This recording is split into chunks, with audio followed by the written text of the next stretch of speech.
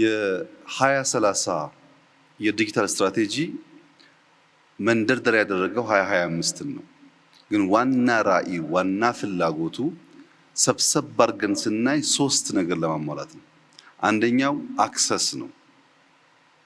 ሁሉም ዜጎች ከቤታቸው ከሴልፎናቸው ካሉበት ስፍራ የሚፈልጉትን አገልግሎት ማግኘት የሚችሉበትን እድል መፍጠር ነው። በ2030 የዲጂታል ፔኔትሬሽን በዴታ 90% እንደርሳለን የሚለው የ2030 ስትራቴጂ በጣም ኮንሰርቫቲቭ ከመሆኑ የተነሳ ነው እንጂ ማለም መተለም ያለብን 100% ነው።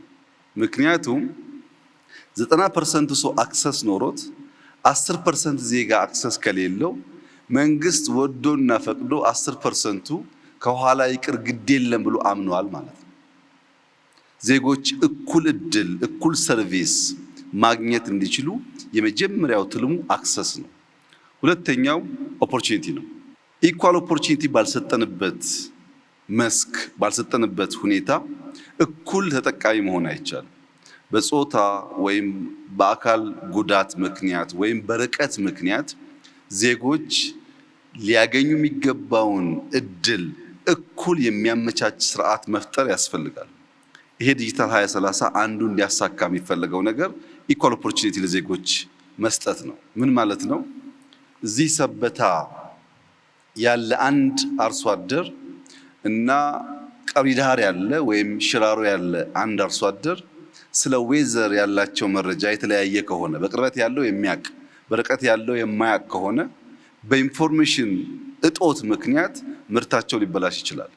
ካመረቱ በኋላ ገበያን በሚመለከትም እኩል መረጃ ማግኘት የማይችሉ ከሆነ በመረጃ እጥረት ምክንያት አንደኛው ገበሬ የለፋበትን ዋጋ አያገኝም፣ አንደኛው ገበሬ የለፋበትን ዋጋ ያገኛል። እዚህ አንደኛው አክሰስ ነው፣ ሁለተኛው ኦፖርቹኒቲ ነው። ሶስተኛው እና ዋነኛው ነገር ትረስት ነው።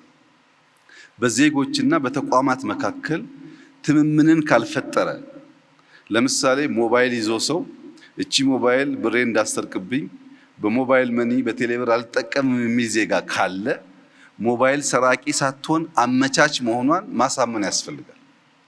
በተቋምና በዜጎች መካከል ትምምን ካልተፈጠረ የገንዘብ ትራንዛክሽን፣ መማር ማስተማር፣ ስለ ጤና ዳታ መስጠት፣ ደፍሮ ለስራ አፕላይ ማድረግ፣ ፐርሰናል መረጃን በክላውድ ላይ ማስቀመጥ የመሳሰሉ ጉዳዮች የሚታሰቡ አይደሉም።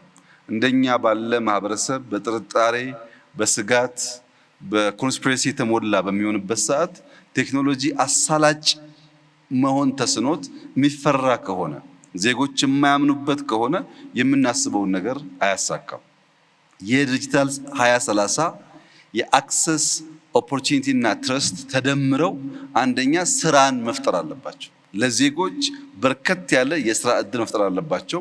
ሁለተኛ ለሀገር እድገት ማረጋገጥ አለባቸው። ማደግ አለብን። ስራና እድገት ብቻውን ግን በቂ አይደለም። ሉዓላዊነት የምንለውን ነገር ደግሞ የሚያረጋግጥ መሆን አለበት። በዚህ ዙሪያ ላይ ነው ዲጂታል 2030 የኢትዮጵያን ብልጽግና ከሚያረጋግጡ ዋና ዋና ፒላርስ ወይም ሴክተር ሆኖ ያገለግላል ተብሎ በመንግስት የታሰበው።